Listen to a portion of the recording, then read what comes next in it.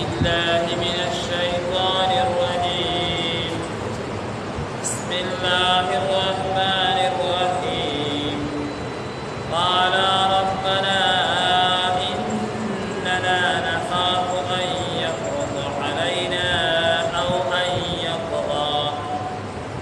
قال لا تخافا إنني معكما أسمع وأرى. فأتياه فقولا إنا رسولا ربك فأرسل معنا بني إسرائيل ولا تعذبهم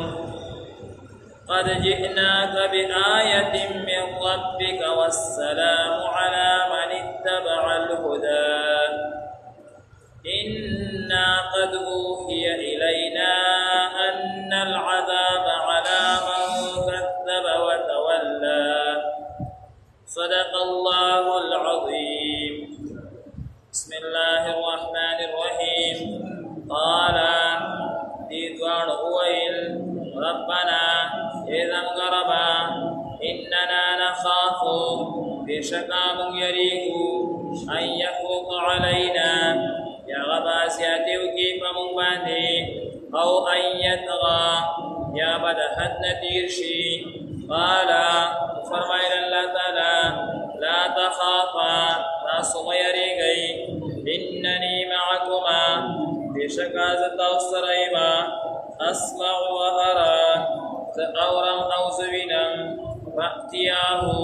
واسلع شيء غدا فقولا أسقوايي إنا رسولا بشكا منغا دوار رسول شبيو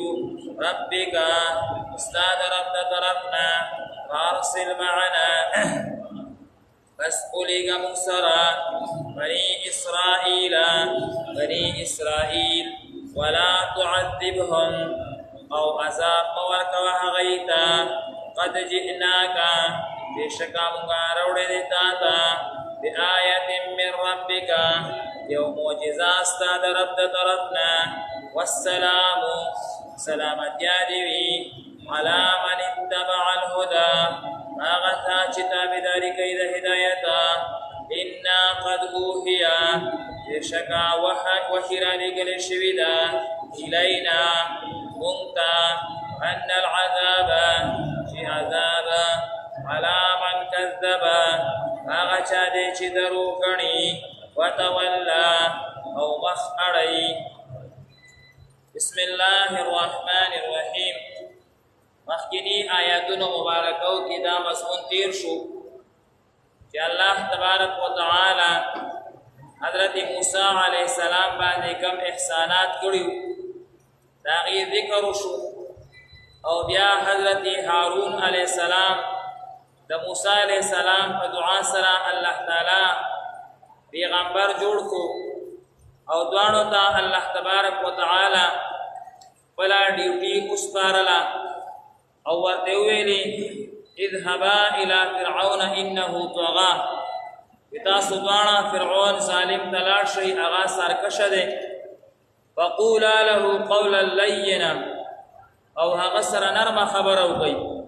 لعله يتذكر او يخشى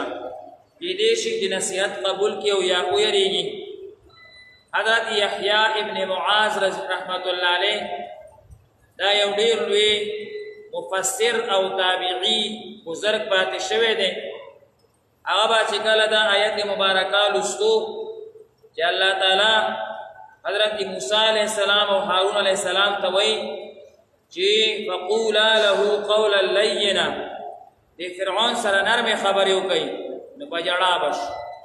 یحیی ابن معاذ سے بډیر وجړل او وی مې یا الله ته هغه مهربان ذات چې یو کس ځان ته وایي انا ربکم الاعلى چې ذلوی رب فرعون سوي ذلوی رب او ته چې هغه تکلا بل دوستان پیغمبران استه نو هغه پیغمبرانو ته تعلیم ورکې چې نرمه خبرې ورسره وکړي یعنی په خپل مور سره نرمي کې او پیغمبرانو ته موسی علیہ السلام او هارون علیہ السلام تم دا وی چې هغه سره نرمه خبرې وکړي سختی ور سره مکوي. نو چې څوک وایي چې انا ربکم الاعلى هغه سره ته د نرمۍ معامله کې چې څوک وایي انت ربنا ته زموږ رب او سبحان ربی الاعلی چې تا ته ربی الاعلی وي د هغه سره به ته څومره نرمي کړي د هغه سره به ستا د نرمۍ څه معامله وي الله تعالی انسان سره او خاص کر مسلمان سره ډېره نرمي کوي ډېر احسانات دي په مونږ باندې ګورئ مونږ او تاسو ته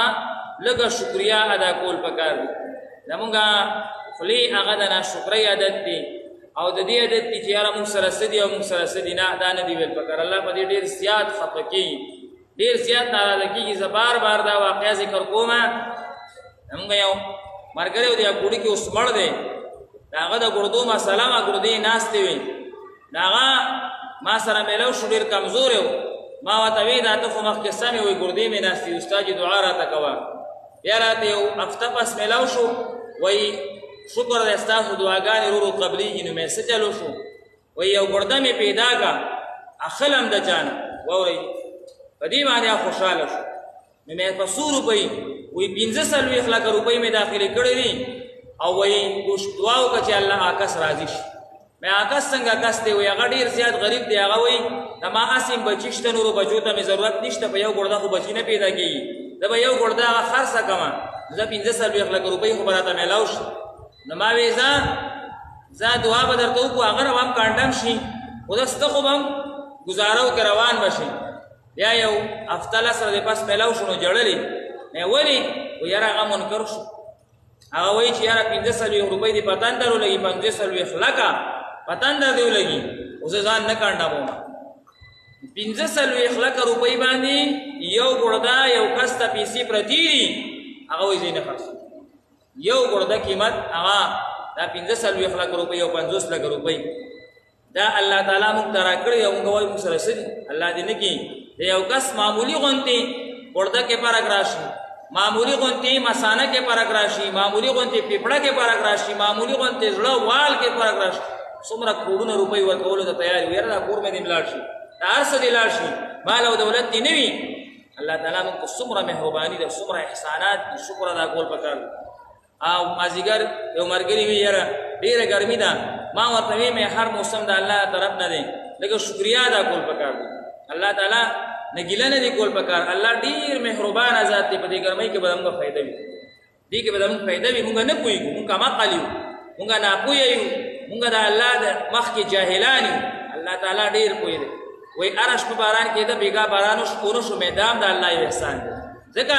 دا ظالمان چې د باران ټکې واوري او لږ ورته سیوا باران وشي وایي ډېر وایي بس سیلاب درلو هلته هغه ټایم را باندې راپرېږدي دا مې د الله شکر وباسي دا هم د الله شکریا د هغوی خو بانه غواړي الله وویل که دا بانه هم ختمومه لږې بندومه خیر دی زما بندګانو ته به دا معمولي تکلیف میلو شي غټ تکلیف را وبشي الله ډېر مهربانه ذات دی مونږ نه پوهېږو الله تعالی دا ډېره ناشنا خبره یحیی ابن معاذ صاحب هغه نقل کړې وه